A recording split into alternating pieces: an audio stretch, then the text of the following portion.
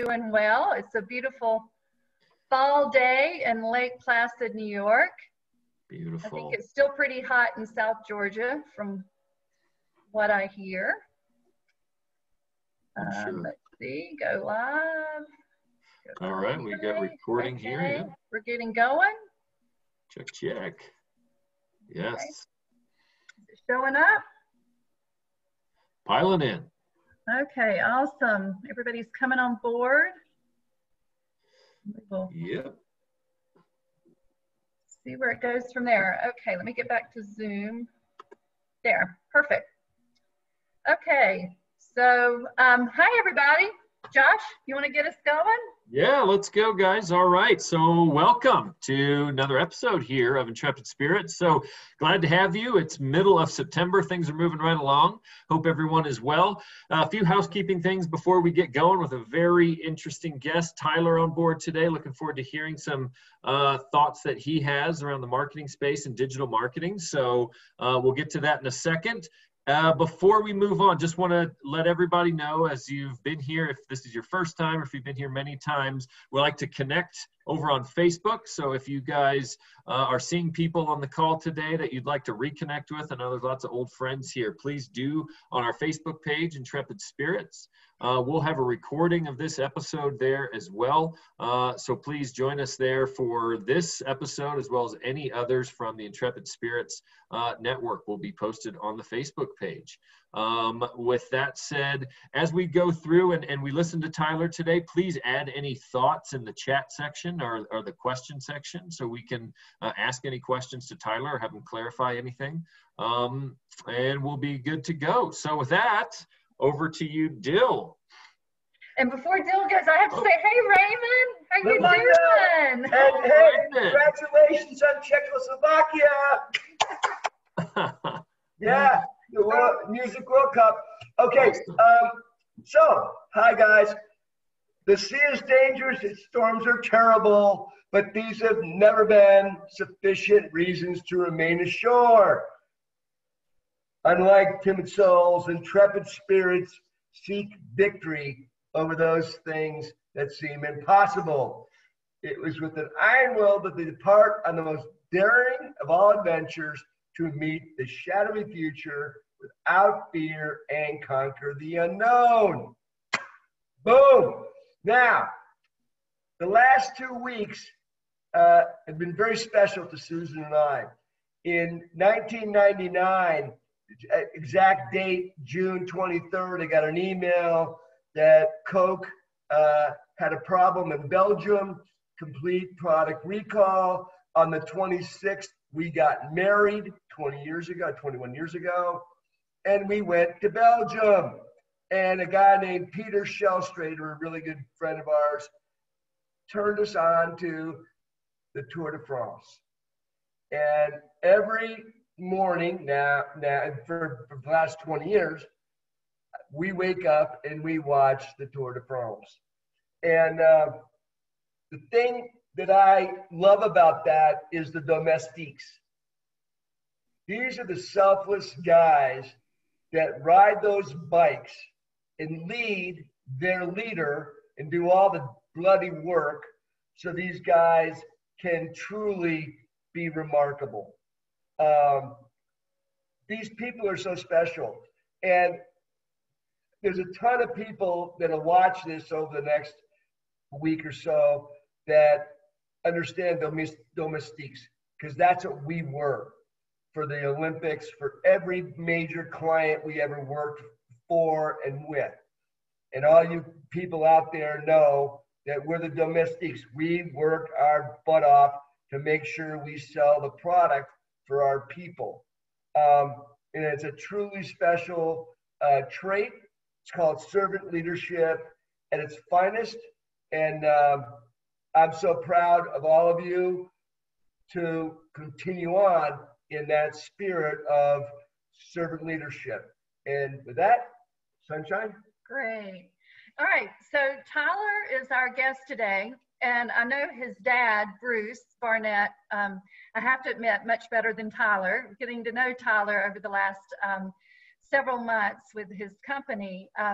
But you know, it's interesting because we met Bruce through a passion, and I think of Tyler's as well, of servant leadership, is through the Alzheimer's organization that he has put together to help families be caretakers.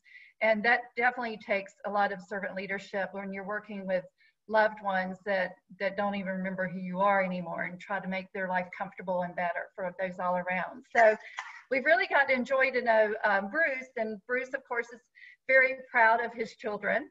And so he's always been telling me about Tyler, who's doing all this work with the internet, and you know, he's not quite sure what all it does, but it, you know, it's really working and helping people sell more of their products.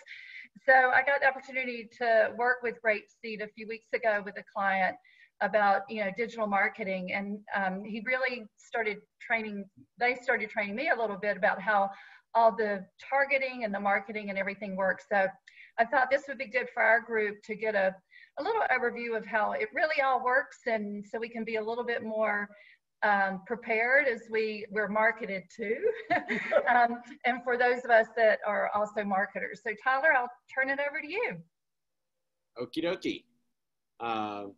Hey everyone, Tyler, Susan and Dell, thanks so much for having me. Just a little note, like when I speak, I'm very intense. I'm not yelling at you. This just really lights me up. You may need to turn down your speakers.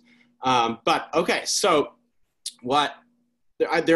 this is all sort of invisible, what we're talking about. So I'm going to share my screen just to sort of anchor us sometimes. But what we're talking about today is called programmatic buying. It's also called addressable media. These are all sort of interchangeable, people-based buying. And basically the idea is that we use software and data to make media buying decisions. So I'm just going to share my screen here.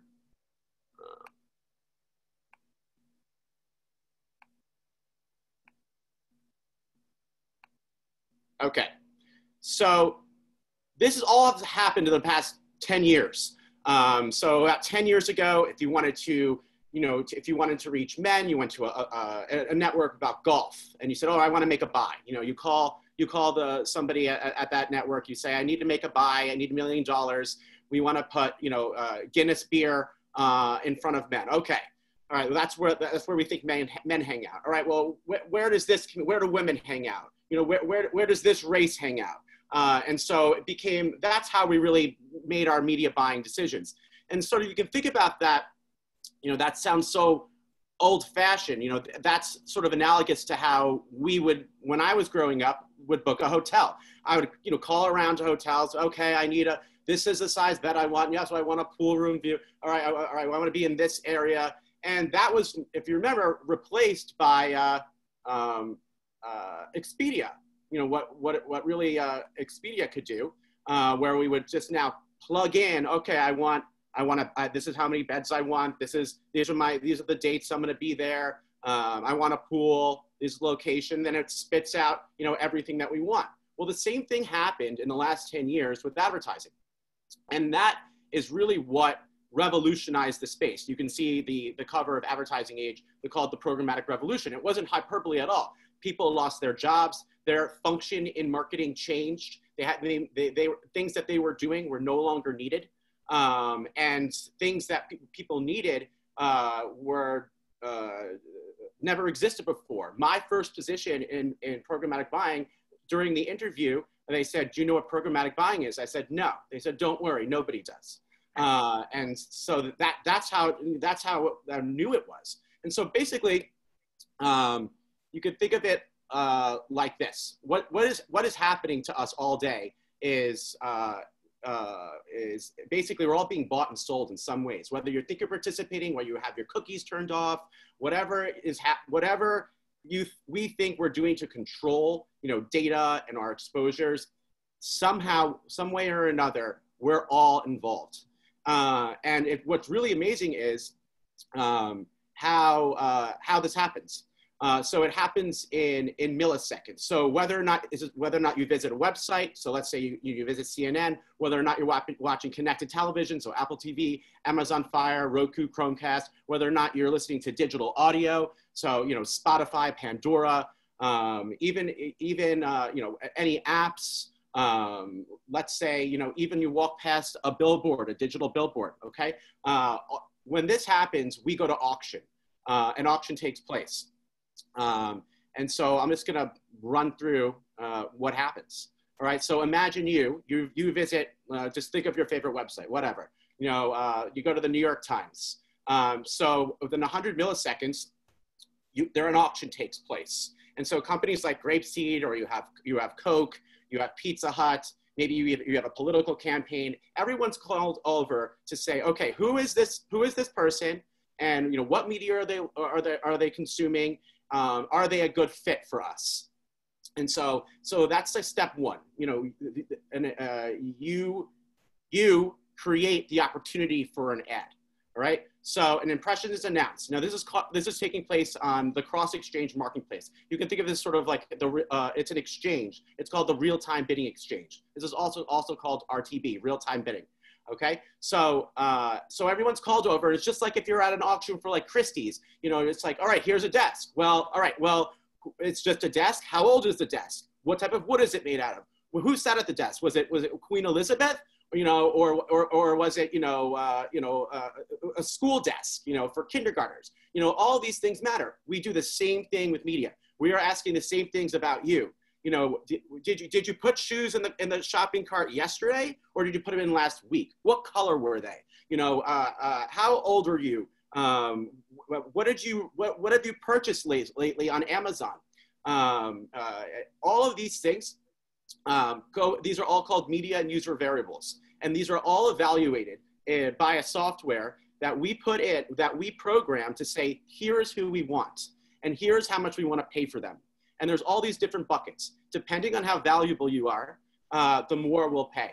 And so this is where the auction takes place. So it's a blind auction though. So we put in our bid for you, and then if we win the bid, because maybe, for instance, think of it like this: you order Pizza Hut every Sunday. Pizza Hut knows that.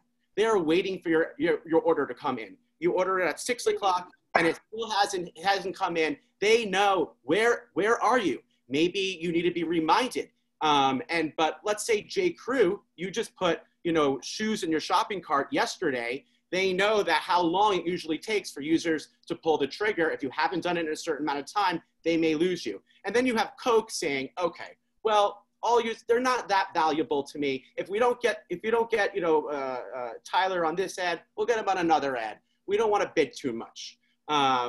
So everybody puts in their bids based on what you've done, what you've watched. This goes down to the level of we know what commercials you've seen lately. If you've been exposed to, let's say Coke, let's say Pepsi, we know you've been exposed to 5 Pepsi ads that day. Coke will know that, and we'll say, okay, now let's show them a Coke ad. So that's how detailed this can become. Anyway, so you serve the ad, and then after that ad is served, I'm gonna stop sharing my screen now. So after the ad is served, then we know everything that happens, okay? So we know if it's a video ad, how long you watch the video for. In certain environments, you can't skip the ad, like in connected television, you can't skip the ad. Unless you change the app. So we start measuring, all right, completion rates. How long did you watch the video? Audio completion rates. How long did you listen to the audio? We know if there's a banner, a lot of people think it's about clicks. Not so much. That was like in the 90s. Once you see banners on websites, a lot of what times users do now is they'll go Google the product. Once they Google the product, then they'll go to the web page. We can tie. Now on that web page, we have an eyeball. Okay, it's a tracking pixel. That tracking pixel now can, if you visit after you're on CNN, now you're exposed to a leaderboard ad. Okay, now you didn't click. You went to Google. You typed in the name of the book that that you saw. Okay, all right, now it comes up in Google. Now you go to that page. That now we can say, all right, that user on CNN and in this zip code with this type of ad performed this action on the site, and that's called like a post-view conversion.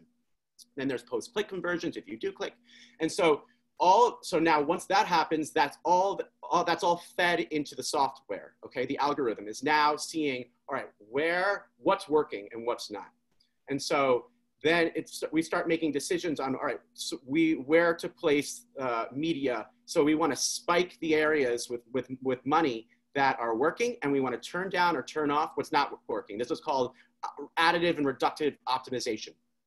So, so the whole point of this is to save money. This is all about efficiency as it relates to cost.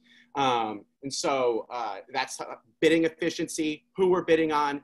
It's about making intelligent buying decisions. And that's why really it revolutionized the space, because it saves advertisers money.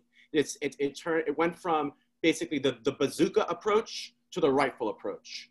And all of this, everything really comes down to, to cash. And so once this was presented, that we can now use data to make informed decisions on the impression by impression level. Every single impression is bought.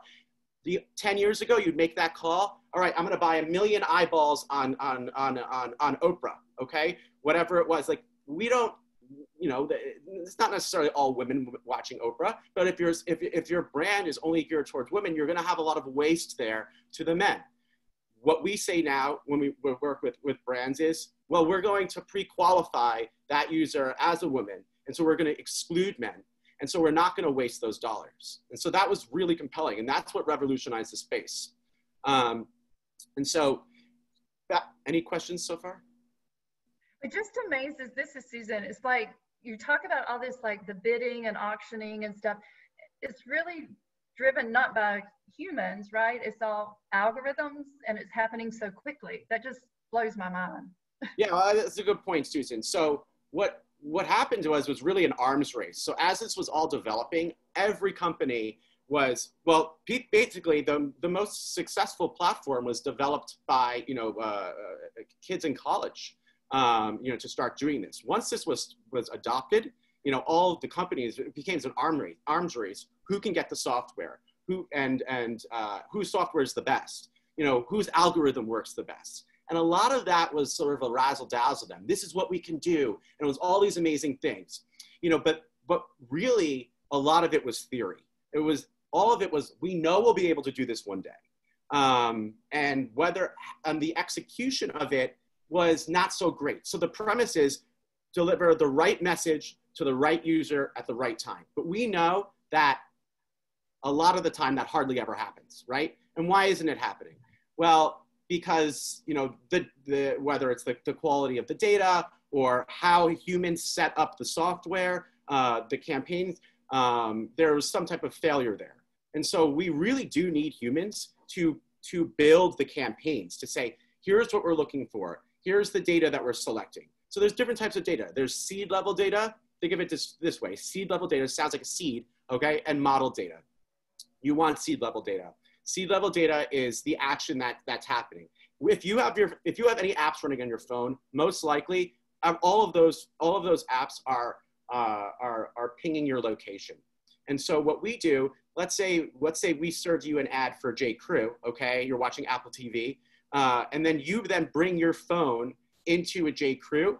There's polygons that we've drawn around every location and everywhere in the world, basically. Not we work with partners who do this, okay? So it's an ecosystem, we all team up. And so once you enter into that J. Crew, your coordinates are then identified as a J. Crew, and then we tie that media event, when you saw that ad on Apple TV, to your walk-in on J. Crew.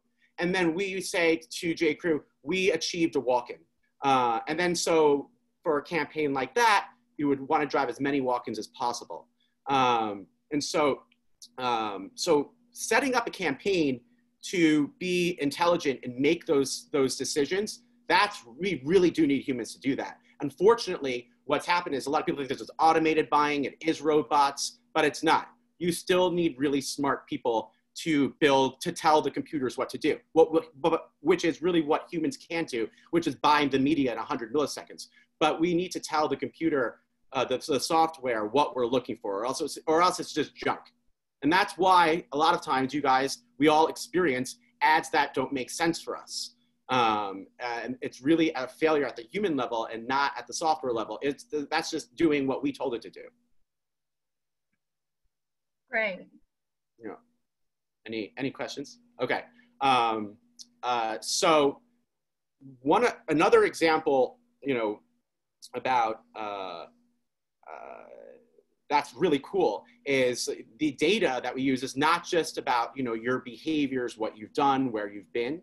Although we could say we want to target people who have been to Jamba Juice every week in the past year, who visited a BMW dealership, who also occasionally go to a pizza restaurant, who go to the gym twice a week,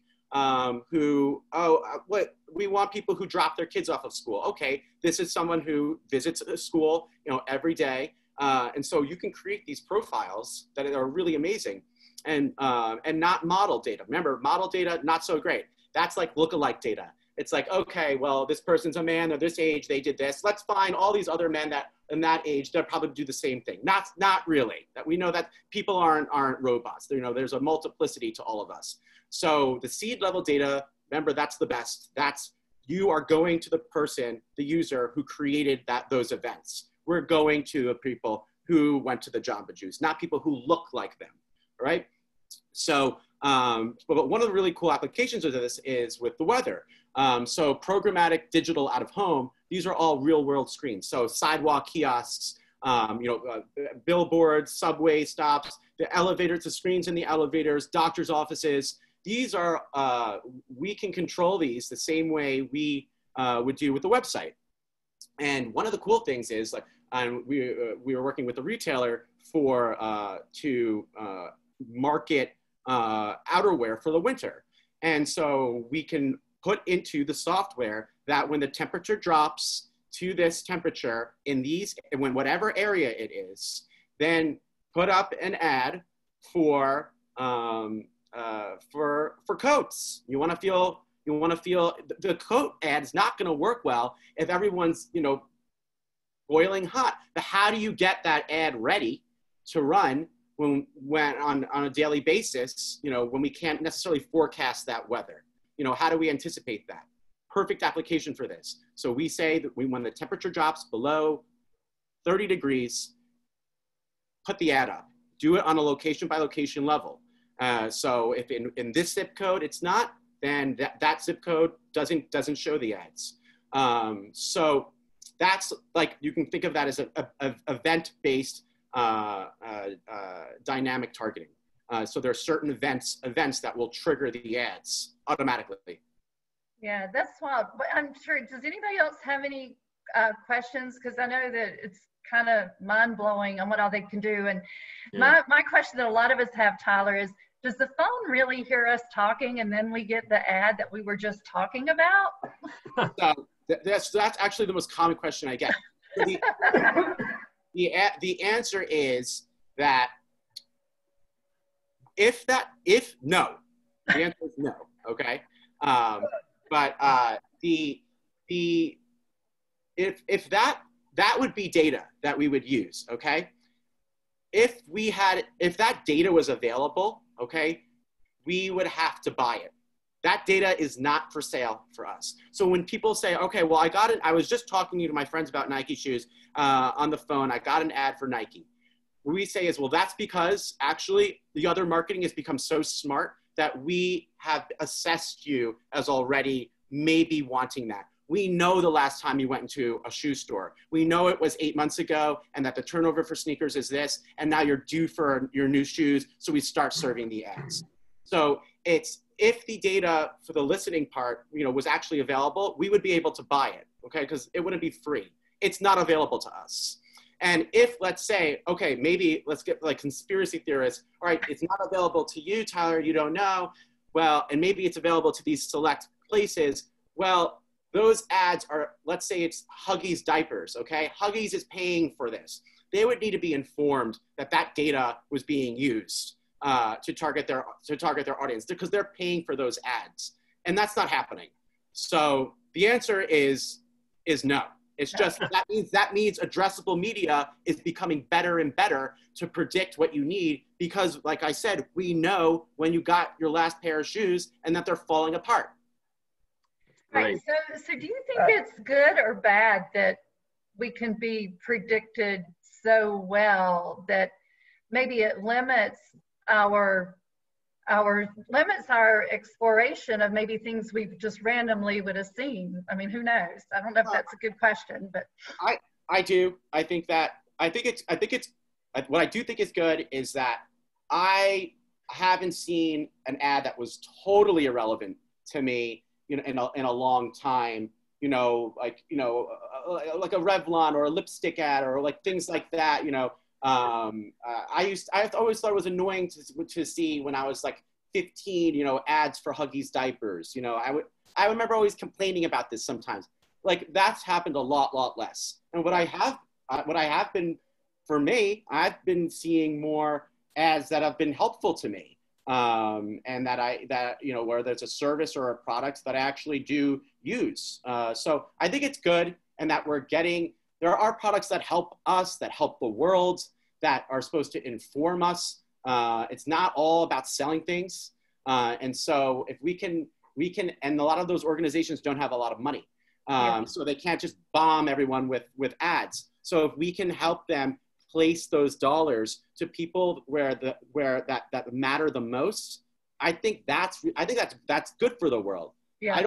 So that gets to the question, Tyler, that I saw Nancy put up of how do small businesses use this? Well, so just like large businesses, actually.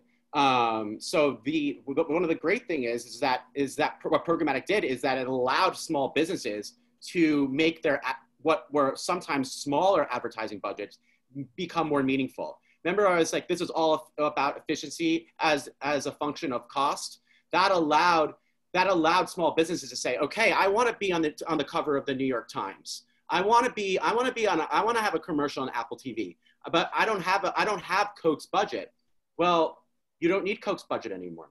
We're at an auction now. So whatever the budget is, if it's $5,000, then we'll buy $5,000 worth of ads. It's not like you need to hit a certain threshold to get to a certain publisher. You know, so it's just a matter about how many eyeballs you'll reach. So it's perfect for small businesses in the sense it's now allowed them a seat at the table. Hey, Tyler, got a quick one here from Raymond. I hope you can answer in a minute or less. But question is, how has Apple and Google's removal of cookies affected programmatic buying? Great question. So Apple didn't really have that much of an effect, but the cookie's been crumbling for years. We've been preparing for this. The industry is reacting by basically, you know, we saw this as an oil dependency. And so this wasn't as scary to us. It's actually helping the industry move forward. And, you know, a lot of this is about IP targeting now. Cookies are ancient. We needed to get away from it. We think this is a positive. And they've given us enough time to invent a solution to replace cookies. Great. All right, we got one more minute. Do we have one last? Bill, you want to close out with your? Yeah, Tyler, thank you so much. You. And Grapeseed Media is the name of Tyler's company. So if anyone has further questions or want to talk to him, I'm sure he'd be glad to continue the conversation. We could go on forever to learn more about how we're being tracked in a positive way. All right, Bill. Yeah, no. So as you know, starting with the Tour de France. And I'm going to leave you with a thought, okay? Really smart guy, long time ago, wrote a proverb. It was 8:10. 8:10 to 11. It says, take my instruction instead of silver, and knowledge rather than choice gold. For wisdom is better than jewels, and that you excuse me, and all you may desire cannot compare to her. In these times of troubled times, as we have a chance to really think, I would tell people to read, to study, and to think. Because I think that some really cool stuff's going to pop out of this group that's on this phone call, and the people that watch it afterwards. So I would encourage you to shoot us any thoughts you got about that. But it's, yeah, that guy was Solomon. Okay. So wisdom. He wants wisdom. Anyway, yeah, he wants wisdom. He could add anything he wanted. He wanted wisdom. So anyway, anybody got any dedications? Anything? You know that okay, I'll give you one, just not dedication, but our son John is about to become a Navy SEAL, just got engaged on Saturday. We're pretty excited about that. He's got 5 jumps left in his, or 10, I guess 10, and his instructor got COVID, so they're being put back a while. But, you know, I just thank all that. I continually think about all the frontline responders and the people that take care of all of us. And my family, as I look at you all the time, I just thank you for your service. You know, without you guys, we would probably not be sitting here. So anyway, with that, I say hip, hip, hooray! Hey! Hip, hip, hooray! Hey! Hip, hip, hooray! God, And look forward to seeing you next week. Bye. Bye, Bye, guys.